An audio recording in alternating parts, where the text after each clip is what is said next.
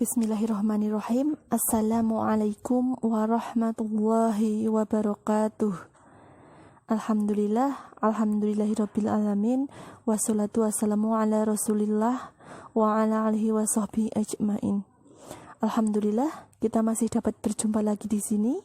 Di sini saya Rahmadani beserta rekan saya Mbak Siti Mukminah dan Mbak Parsi akan membahas tentang wanita karir dan kepemimpinannya dalam rumah tangga dan dalam masyarakat. Apabila kita mendengar tentang wanita karir, maka yang terbersit dalam pikiran kita adalah wanita yang bekerja di luar rumah. Lantas, apakah persepsi seperti itu betul? Lalu, apakah yang dimaksud dengan pengertian karir itu sendiri? Jadi, pengertian karir menurut Eka Ningrum adalah sesuatu pekerjaan yang mana membutuhkan suatu tanggung jawab. Jadi, ada serangkaian pekerjaan yang membutuhkan kurun waktu tertentu atau dikerjakan dalam kurun waktu tertentu yang berkaitan dengan sikap, nilai, dan motivasi dari individu itu sendiri. Berikutnya, ciri-ciri wanita karir.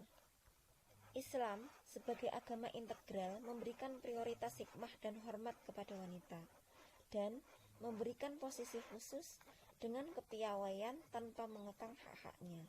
Islam tidak melarang, bahkan mewajibkan pemeluknya beramal untuk memajukan Islam.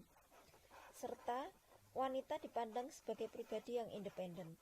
Wanita diberi hak untuk berbudaya, berkarya cipta, agar dapat berkreasi di pentas alam, berapresiasi di muka bumi secara benar sesuai dengan petunjuk-petunjuknya. Dengan memahami semua itu, wanita akan mantap terhadap eksistensi keislamannya, terbentang pengetahuannya, mengenal sosok wanita dari zaman ke zaman, dan tidak akan terbawa oleh arus yang menyesatkan. Dalam pandangan Islam, manusia tidak dilarang bekerja dan berkarir, asalkan wanita dapat menempatkan dirinya dengan baik.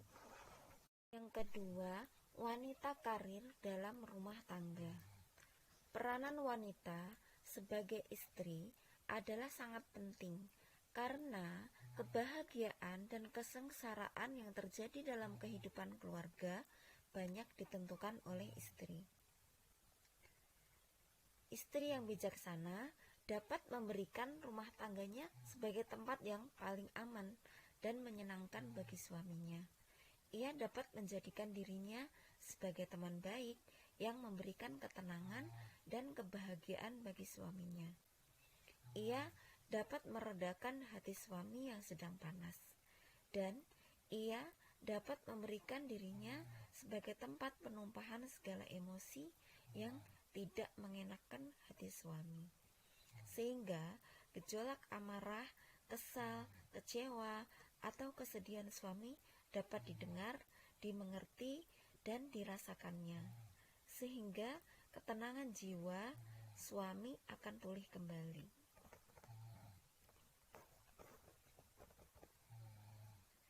Sebagaimana pendapat Sigmund Freud, seorang ahli jiwa, mengemukakan bahwa dalam diri manusia terdapat dua kekuatan naluri, yaitu insting yang kuat dan penting, yaitu makan dan seks.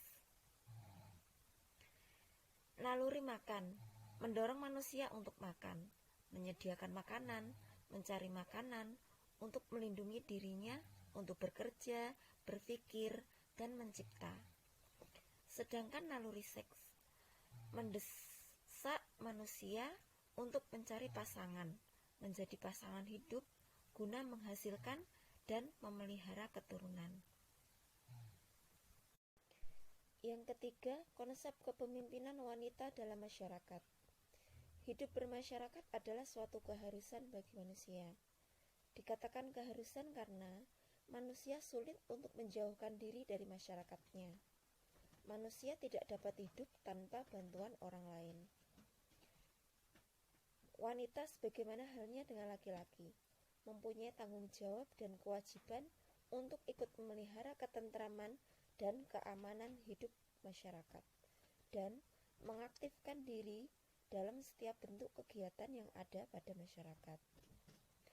Wanita dapat saja bekerja dan bergerak serta berpartisipasi dalam lingkungan masyarakat, sesuai dengan kemampuan dan kesanggupan kepribadiannya untuk mengembangkan bakat yang tumbuh dalam dirinya. Dalam kehidupan masyarakat, perempuan boleh berperan aktif selama hal itu sesuai dengan kodratnya. Misalnya dalam bidang sosial, pendidikan, pengajaran, pemeliharaan kesehatan masyarakat. Seperti itu.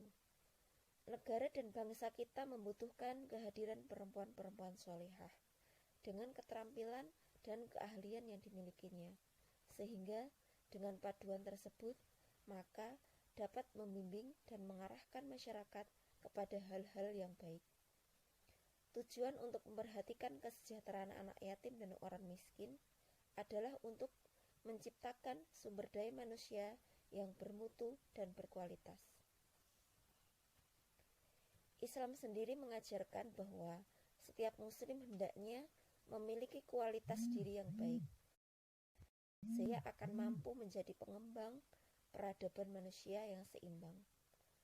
Peranan wanita sangat dibutuhkan, baik di lingkungan keluarga maupun di lingkungan masyarakat. Dalam pandangan Islam, Rasulullah Shallallahu Alaihi Wasallam dalam sebuah hadisnya memuji orang yang memakan rezeki dari hasil usahanya sendiri, sebagaimana riwayat oleh Bukhari, yang artinya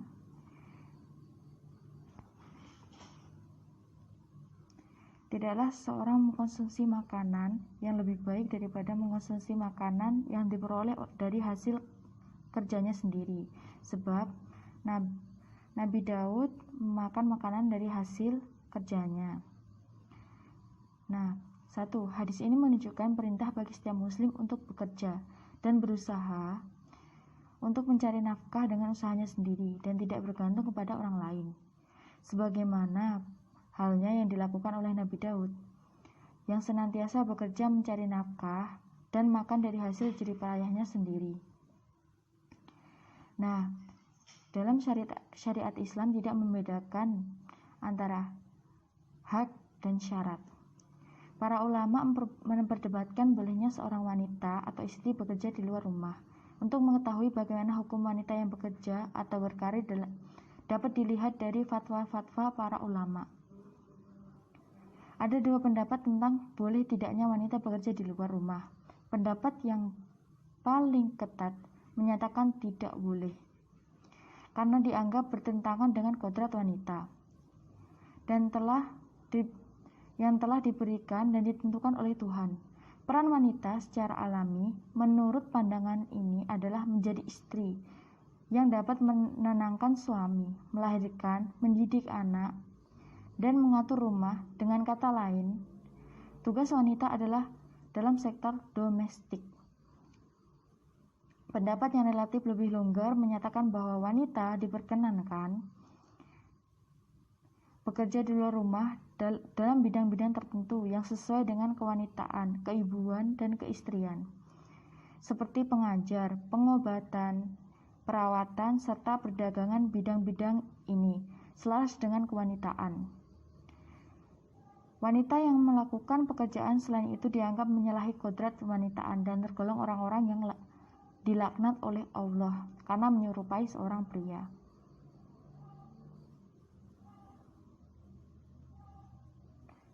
Nah, kesimpulan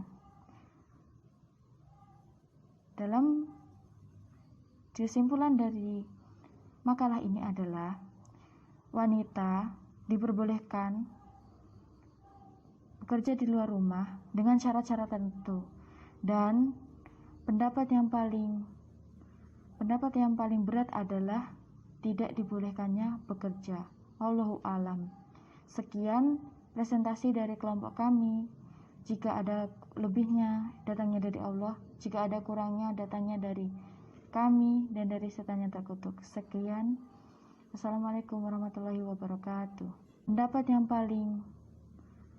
yang paling berat adalah tidak dibolehkannya bekerja. Wallahu alam. Sekian presentasi dari kelompok kami. Jika ada lebihnya, datangnya dari Allah. Jika ada kurangnya, datangnya dari kami dan dari setan yang terkutuk. Sekian. Assalamualaikum warahmatullahi wabarakatuh.